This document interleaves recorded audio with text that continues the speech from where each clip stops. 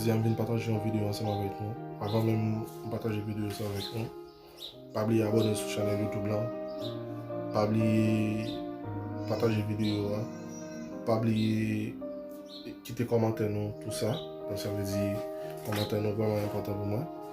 Et donc je dis, on vient parler d'un certain de géant qui vit ici au Brésil, dans une zone qui est les Marenga. Et à plusieurs reprises, monsieur a couru moto dans une vitesse qui est vraiment élevée. Et le jour, monsieur a couru moto, il y a un policier qui était en civil et qui voit monsieur a couru moto tellement à vitesse, il était essayé de pousser plaque moto. Là, il regarde la moto, ça c'est une moto volée. Donc, la police prend des monsieur pas accepté pour te camper dans le moment abordage. Là, il était abordé monsieur. Il était prend moto, il était couru avec plus vélocité. Donc, nous pas le temps de vidéo ensemble avec moi. Não vai entender a ver. Olha, haitiano é preso com moto furtada aqui na região. Ué, como é que ele comprou moto roubada, meu Deus? Quem conta é o Claudiomar César. Polícia Militar de Floresta está entregando aqui nesse momento, na 9ª Subdivisão Policial, um haitiano de 21 anos. Ele estava com uma moto, produto de furto, e acabou fugindo, inclusive, da viatura policial no momento da abordagem. Nós conversamos com ele. Ele disse que comprou motocicleta para trabalhar, mas não sabia que era um produto de crime. Acompanhe aí a entrevista com ele. Jean, por que você fugiu da equipe? Então, essa moto, entendeu? Bon, imaginez, pour nous se dire ça, il pas contre si moto c'est un moto volé. Pour qui ça, à chaque moment que il ouais machine police, il est toujours comme si la guerre il est toujours la guerre. Donc ça veut dire, monsieur était bien connu exactement moto de qui prévient, de qui manigance moto lui-même, il était dans le donc c'est que nous parlons de vidéo ensemble avec moi, entendez des déclarations géantes, entendez avec. Moto eu compro para trabalhar, entendeu? Você comprou a moto? É, para trabalhar. O rapaz já pegou uma moto certa para mim, entendeu? Você sabia que a moto era roubada? Não, não sabe, entendeu? Para mim só andar a moto, entendeu? Você comprou a moto? Eu comprou para trabalhar, entendeu? Quanto você pagou na moto? Eu pago R$500. R$500? Entendeu? Você comprou lá em Floresta? Não, eu compro aqui em Maringá. Comprou aqui em Maringá. Uhum. Você comprou para trabalhar? Comprou para trabalhar, entendeu? No olho do serviço, entendeu? O que você trabalha, meu? Eu já trabalho para enxugar, entendeu? Agora eu trabalho na obra. Na obra? É. Eu fui lá buscar uma amiga para me comer, entendeu? A hora eu vi a viatura e falei, nossa, o cara vai acordar eu cedo, entendeu? Depois eu jogo a moto, eu... Bon, Jean, vamos dizer uma coisa. Eu disse, no moment où la machine policière, où il y a un pété court. Mais, si tu es légal, on va avancer comme ça, ou machine police et puis pour te courir, on va dire ça. Donc c'est que ou exactement connaît exactement moto son moto qui pas légal, on va dire ça. Donc ça veut dire monsieur, faut qu'on connaît les gens vivent dehors, ok? Les gens vivent dehors, donc c'est pas seul nous même en tant qu'haïtiens qui est dehors. Les gens vivent dans la localité, c'est pas seul nous en tant qu'haïtiens qui vivent dans la localité. Donc ça veut dire qu'il y a l'autre monde qui vit dans la localité. Donc j'ai de l'image ça et il n'est pas belle. J'ai de l'image ça pas belle. Entendez des déclarations, entendez avec. Você já tem algum antecedente? Já praticou algum crime? Não. Quanto tempo você está no Brasil? Há quase 3 anos. 3 anos. É. Nunca fazer crime na vida, não. Olha, a moto é essa daqui, olha, uma moto Honda, né? Today, já bem avariada, né?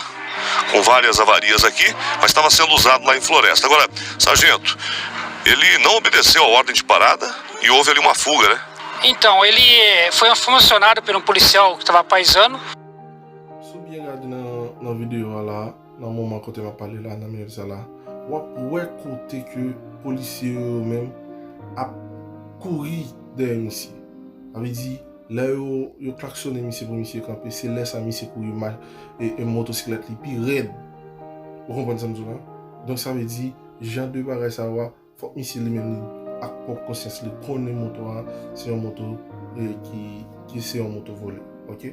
On regarde avant. Esse rapaz é suspeito já de invasões de motocicleta.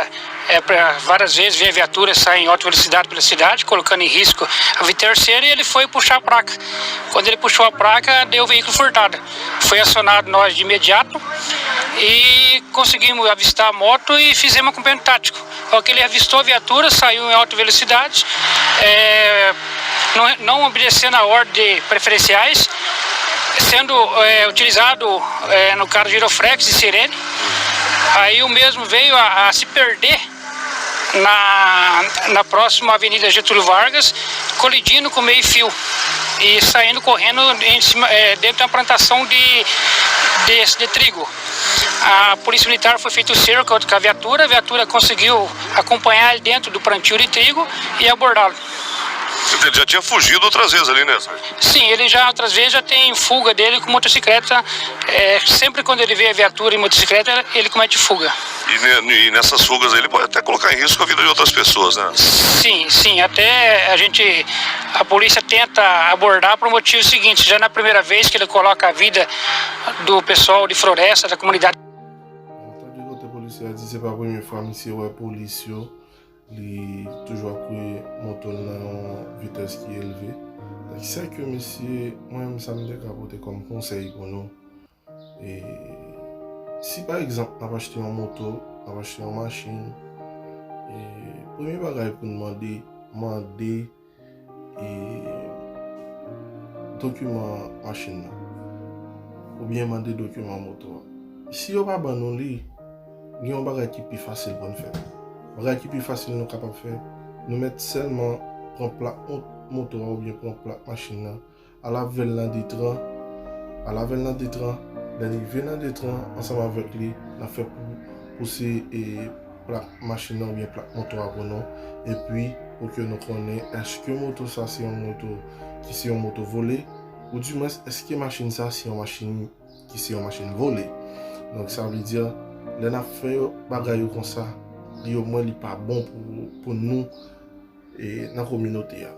Vous comprenez ça me dit non. Donc c'est que nous supposer comme si prend bagaille au sérieux, au moins comme si on l'autre mentalité. Donc ça veut dire genre de mentalité ça que nous gagnons. Journée jeudi faut nous essayer commencer à changer vous comprenez. Donc ça veut dire on pas vivre en Haïti encore. Donc ça veut dire on va vivre dans un pays contrôlé. On va vivre dans un pays contrôlé ici. On supposé comme si changer mode de vie frère. Si tu vis à Haïti, où tu connais ces motos, on te comprend, les machines, on te comprend. Ici, à fois, pour prendre une machine, on prend une moto, on va des côté, on rencontre avant, pour ces plaques moto à fois, il y a bien temps son moto volée dans mon, il y a bien temps son machine volée dans mon frère.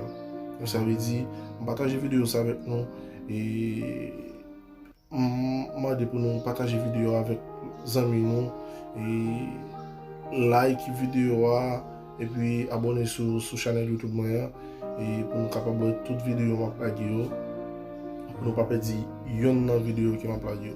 On dit nous merci et à la prochaine pour une autre vidéo. Ciao.